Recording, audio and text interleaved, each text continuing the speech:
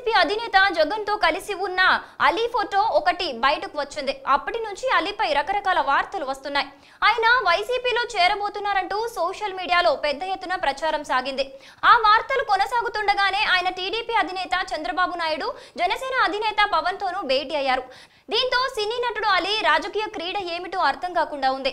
వచ్చే ఆంధ్రప్రదేశ్ శాసనసభ ఎన్నికల్లో ఆయన పోటీ చేయాలని అనుకుంటున్నట్లు తెలుస్తోంది. ఇందులో భాగంగానే ఆయన తాజాగా మంగళవారం నాడు ఆంధ్రప్రదేశ్ మంత్రి గంటా శ్రీనివాసరావుతో భేటీ అయ్యారు.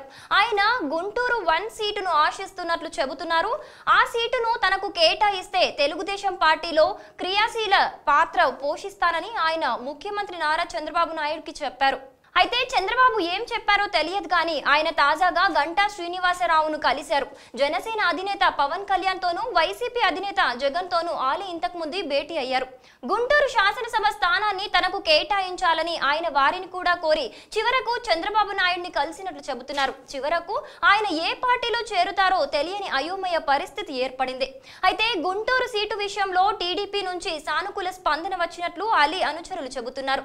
అక్కడ స్థానిక నాయకులతో అలీ విషయంపై మాట్లాడి వారి అంగీకరిస్తే అలీ పేరు అధికారికంగా ప్రకటించే ఛాన్స్ ఉన్నట్లు తెలుస్తోంది. ఇలాంటి పొలిటికల్ అప్డేట్స్ తెలుసుకోవాలనుకుంటే వెంటనే మా టీఎఫ్సీ న్యూస్ ఛానల్ను సబ్స్క్రైబ్ చేసుకోండి. ఈ వీడియో మీకు నచ్చినట్లయితే లైక్ చేయండి, షేర్ చేయండి, మీ అభిప్రాయాన్ని కామెంట్ చేయండి.